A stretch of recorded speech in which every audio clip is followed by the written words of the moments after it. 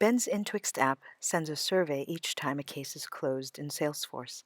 It does the job, but it's department policy and a good idea to properly QA all public-facing apps. Ben begins by converting the Salesforce trigger so he can call and test it over HTTP. He chooses the method and path. This endpoint is now RESTful and accessible.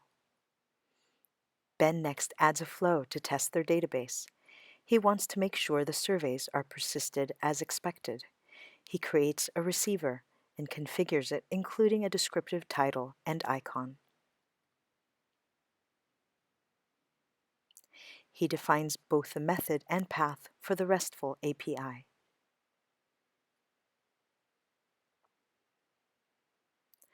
Ben adds a second activity. This activity writes the test data to the database. Ben configures it by entering the database path and choosing which fields of information to persist.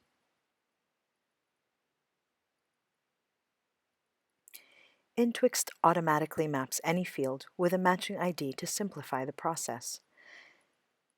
The API is complete and ready for testing. Ben restarts the flow to enable the new endpoint. He fills out his test form and submits the information. He validates that one record was persisted. Ben now creates his final API. It will return the survey results persisted in the database. He configures the activity.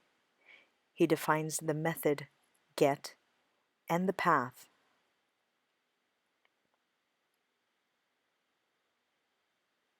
Ben adds an activity to fetch the survey results from the database. He configures it. He specifies the path and which fields to return.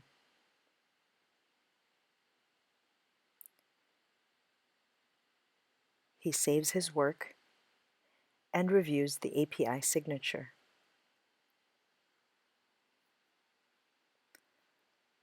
Ben restarts the flow to enable the API. He runs a test and validates the content.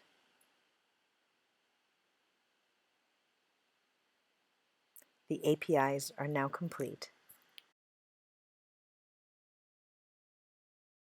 Ben opens a new browser window. He wants to review the public API docs that Intwixt auto-generates. He signs into the API console and sees the 3 APIs that he just designed. He opens the GET operation and tests it.